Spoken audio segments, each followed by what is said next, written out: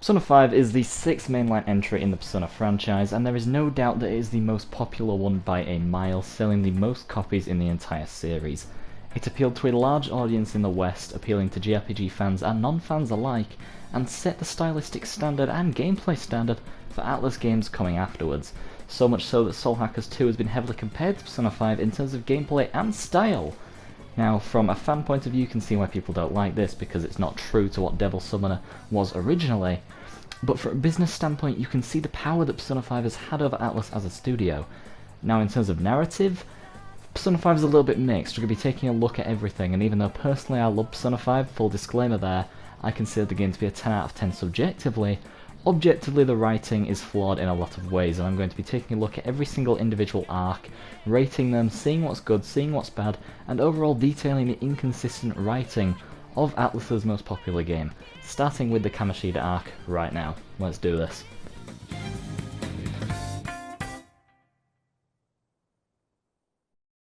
Okay, so the first arc we have in Persona 5 is the Kamoshida Arc. Now, what do I think of this arc first of all? I think it's one of the best ones in the game. Honestly, from just looking at everything, it's the best opening the game could have possibly had, and I'm going to tell you why. As an individual villain, Kamoshida is one of the most memorable, I'd say, because he's realistic. He's this guy who's very predatory, he has a reputation that he has to uphold, and for that reason people don't speak up about him because they're fearful, they suffer in silence because of the power he holds thanks to his reputation, in not only the school but the fact that he's an Olympic gold medalist.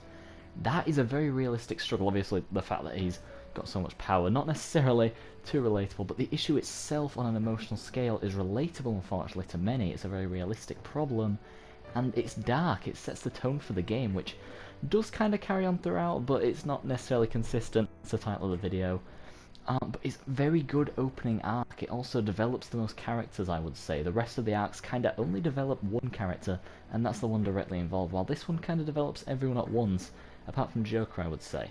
Ryuji becomes a lot less accepting of people like him after this arc. At the start, he just seems like the delinquent guy, but afterwards you kind of start to like him immediately, which is why I think Ryuji is one of the fan favourite characters. On is also well developed as well. Unfortunately, On doesn't do much in terms of character development after this. She does have her moments, no doubt, but this is where she really shines, hits On at her peak.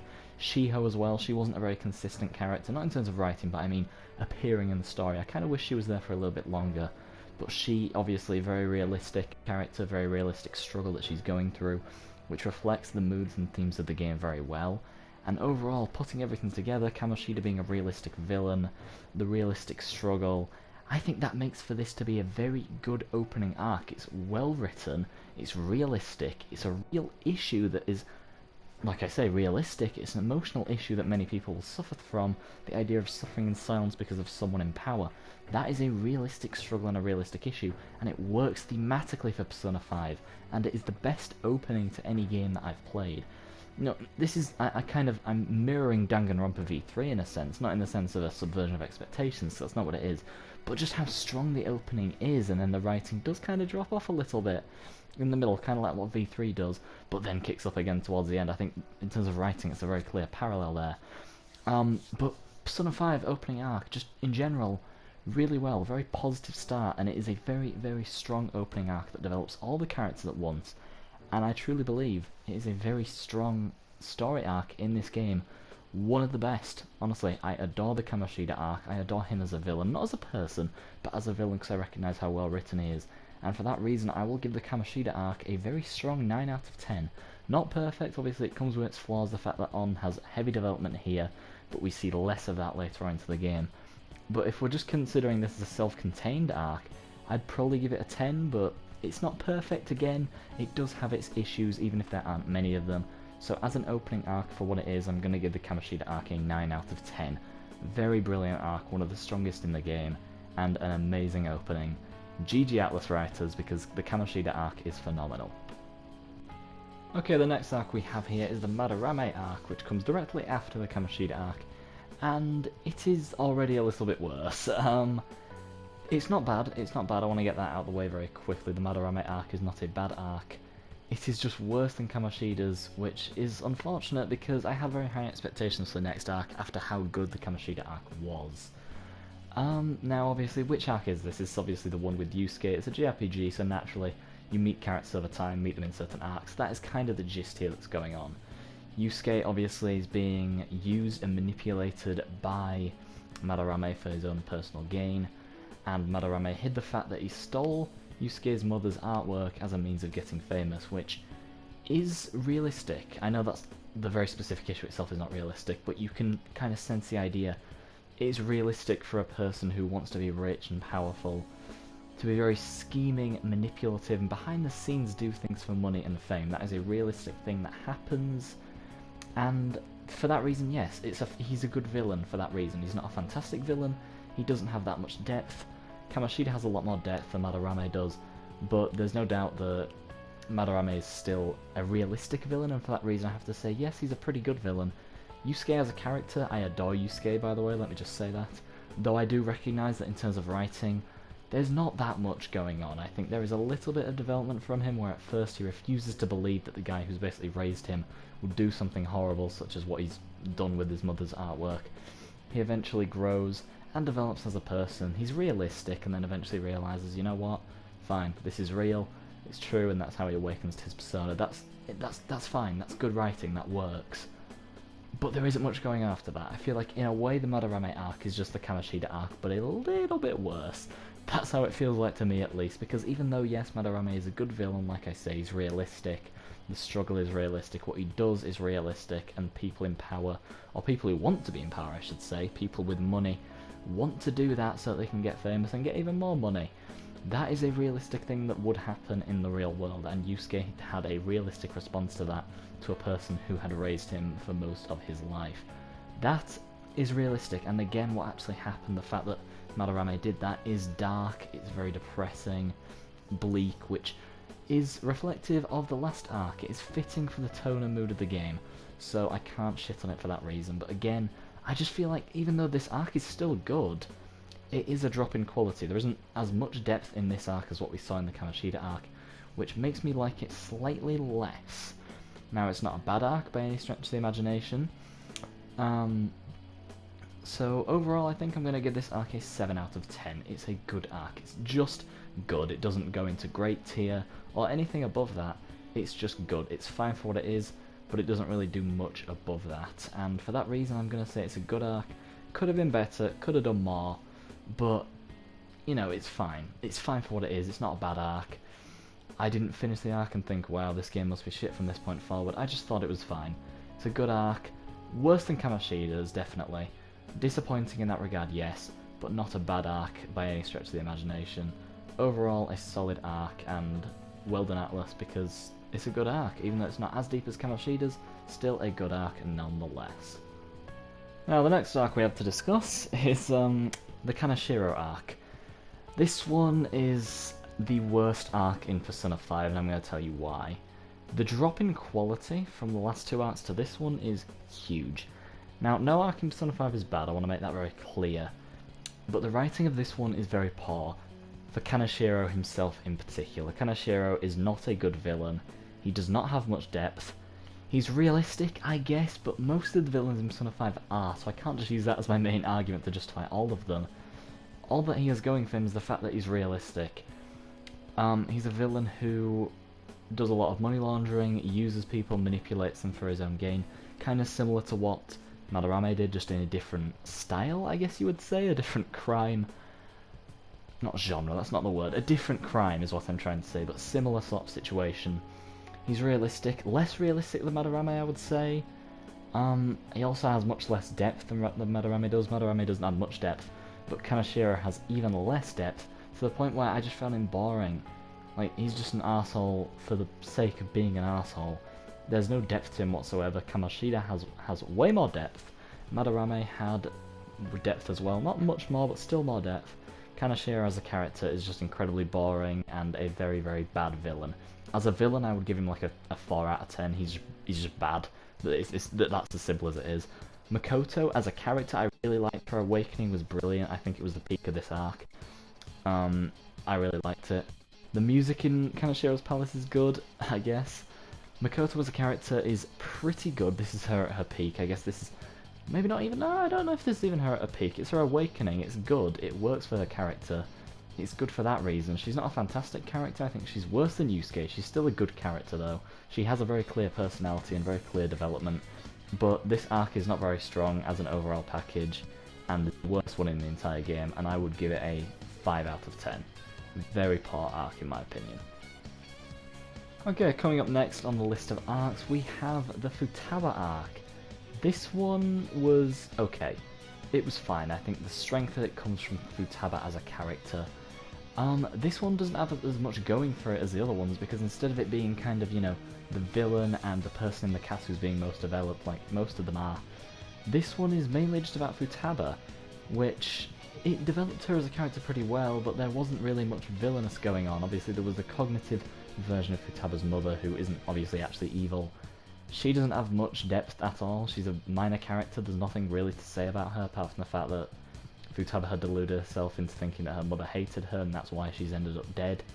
Very dark, fits with the tone of the game, I'll say that. It works really well for that purpose.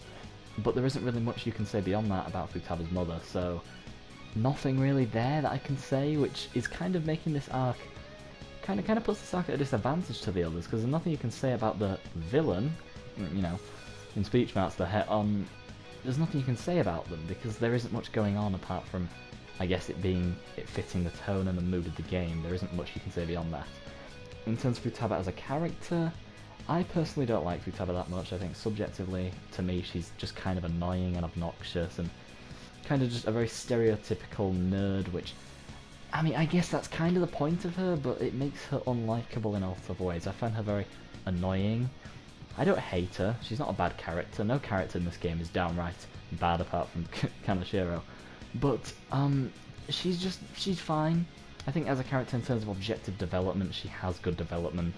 We can see why she believes the way she does. She's very self-conscious. She doesn't really have any belief in herself or anything she can do. That's why she's a shut-in, because she doesn't even believe she's worthy of going out, and she doesn't want to go out because of how hard of a life she's had, because of her internal struggles, thinking that her mother died because of her own actions. That is good writing. It works, and we see the transition from her going from being a very introverted girl to being slightly extroverted by the end, and that development continues into Strikers, albeit not so much, because Strikers kind of relies on the characters already having been developed, which is fair enough, I suppose. But in terms of, you know, in the game, within the arc, she does see some development, and we do see some later on, which is something that the other arcs don't necessarily have. But I just feel like if the villain, again, quote-unquote, was better, because we're really just relying on Futaba's personal development here and the tone. I think for that reason I'm going to have to give this arc a 6 out of 10 overall. It is a good arc. Well, not good. It's an okay arc. I think it would be better if the, again, quote-unquote, villain was better, but we're really just relying on Futaba's personal development, and as someone who doesn't like Futaba that much, I can't naturally put this arc as a very high one, because I just think it's okay. It's objectively good writing, it works, and it's fine, but it could have been a lot better. I feel like Futaba can be very one-dimensional at times, and a lot of times she's very cliche and very, you know, like cliche nerdy gamer girl. That is what she is, to describe her in one little phrase. She does have some depth, I won't lie. Her character is good objectively, but she isn't great. There could be more to her, but overall, as an arc, the Futaba arc is okay. There are better arcs in the game, but overall I think this one's alright. 6 out of 10. Now let's move on to the next one. Now, the next arc is kind of a writing quality reverse of the last one. I'll tell you why. This is the Okumura Arc. Now, this arc I think is good for a lot of reasons, but also bad for others. Again, like most arcs, you've got not parallel, but you've got, I guess, the two main things working here, that being the villain of the arc and the character that is supposedly being developed. In the last arc, Futaba's arc doesn't really fit that. It's the first one to break it, unfortunately, which is why I had to give it a 6 out of 10. This arc, it does have a villain, and obviously Harrow being the one who's supposed to be being developed. And I'll tell you why I have an issue, and why I think it's kind of a reverse of Futaba's arc. Okumura as a villain is actually pretty good, I will say that. He's not very memorable, to be honest. He's not nearly as memorable as some of the earlier ones, but I think he's fine. He's obviously better than Kanashiro. I think he's on the same level as Madarame. He's a good villain, but he's not particularly memorable. Not to the extent that Kamoshida is. Again, he's still, I think, the best villain so far that we've looked at.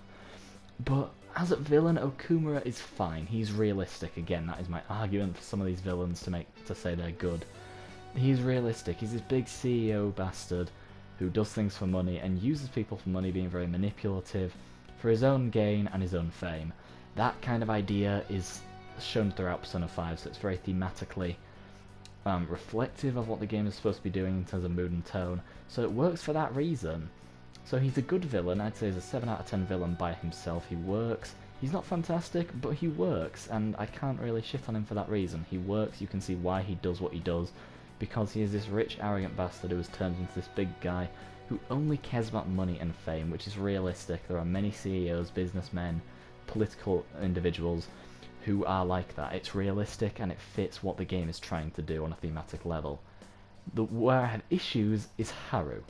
I'm sorry, okay, please do not dislike this video, Harrow fandom. I know there's some of you out there, a lot of Harrow fans actually. But the joke of her having no screen time is no joke. She does not have enough going for her in this game, unfortunately. There is not much development from Harrow, obviously. We have the little... You know, she does obviously have her awakening, her moment where she completely rejects her father and what he does, which is fine. But we don't see much else from her. In terms of personality, all she has is the fact that she says weirdly psychotic, sadistic things when she's in Mementos. That's all I can think of. And also her hilarious police line in Persona 5 Strikers. But we're talking about Persona 5 here, and I can't think of anything that I can really say about her. She's a very one-dimensional character. I don't really care for Harrow. She's very mediocre in my opinion. Not a bad character, because I don't think any of the main cast in Persona 5 are bad. She's just okay. She could have been a lot better in, I think, basically every way.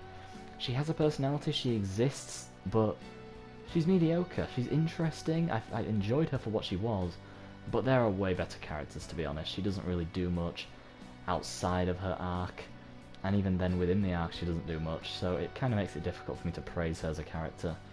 She's good, she's not good, she's mid. Okay, I'm just going to downright say it, she's mid. Harrow is a mediocre character.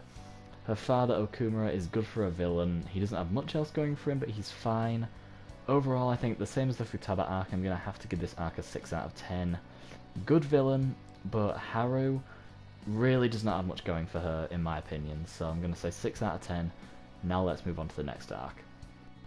Okay, the next arc we have here is the Nijima Arc. Now this is not about Makoto, obviously we've already had her in a previous one, but this is about her big sister Sai.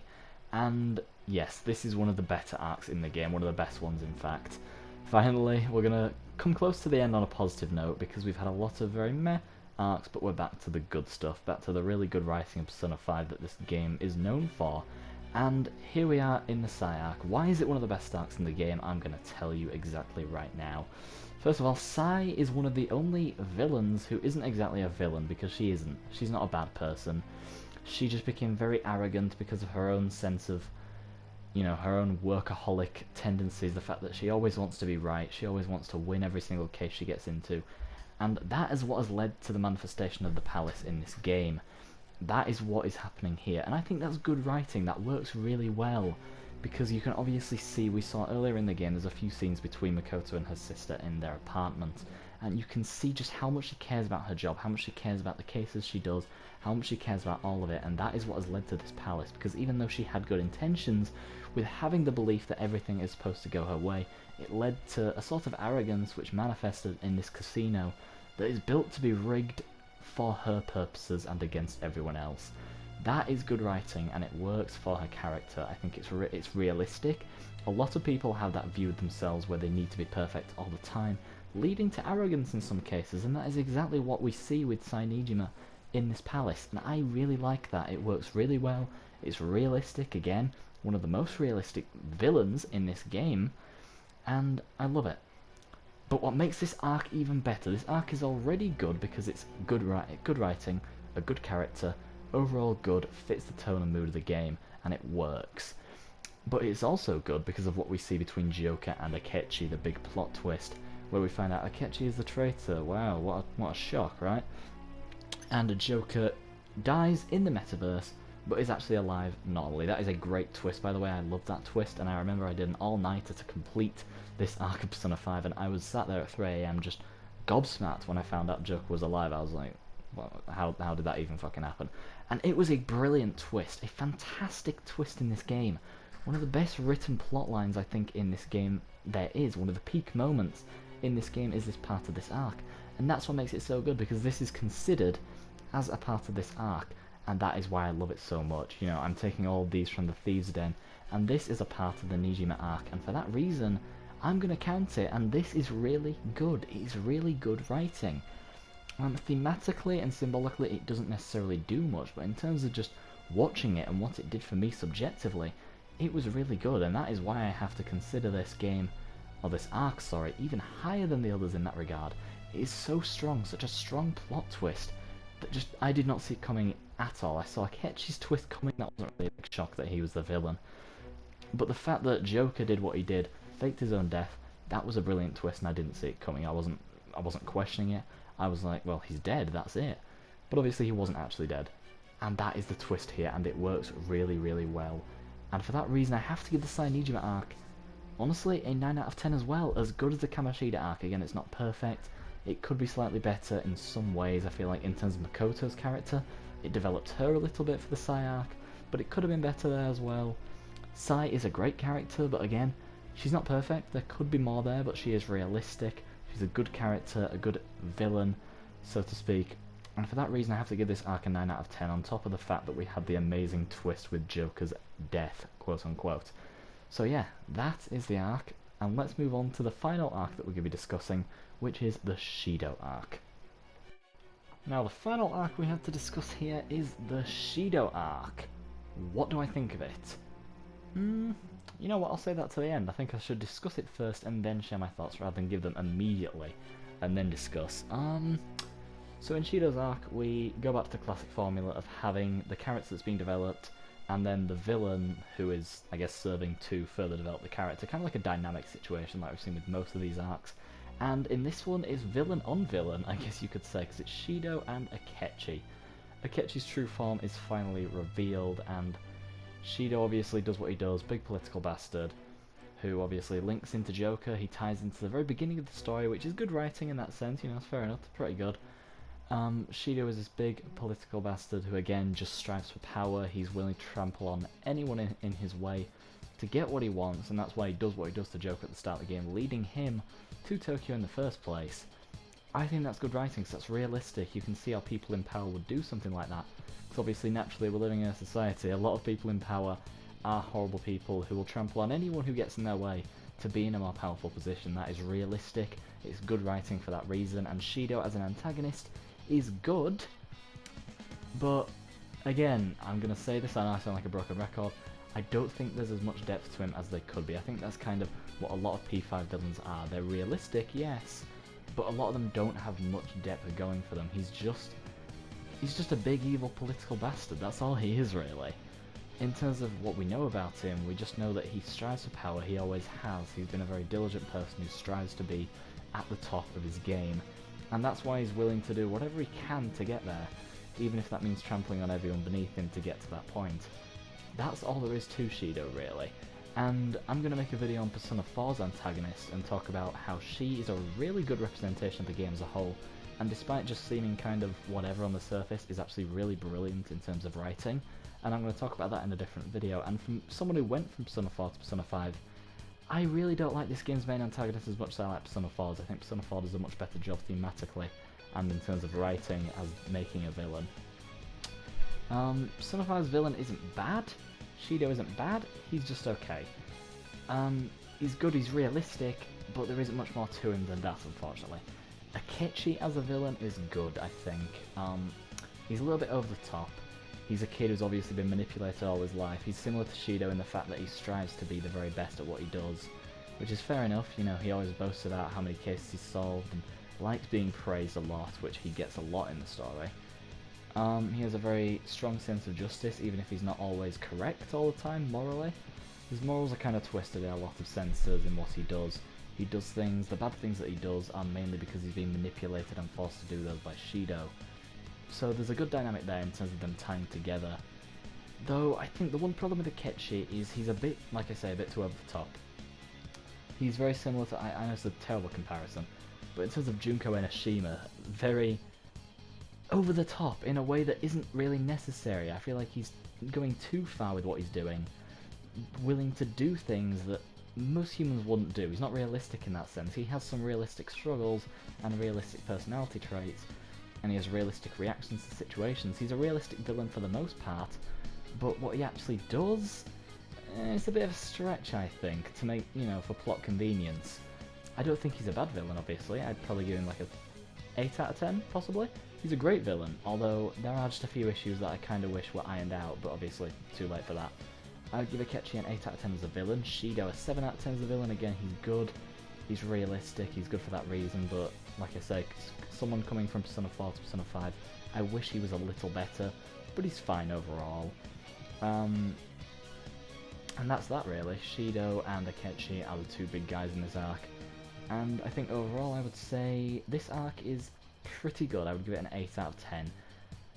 So yeah, it's fine. It's the only arc to receive an 8 out of 10. It's not as good as obviously the peaks of the Nijima Arc and the Kanashiro Arc, but it is still very good, and that is why I'm giving it an 8 out of 10.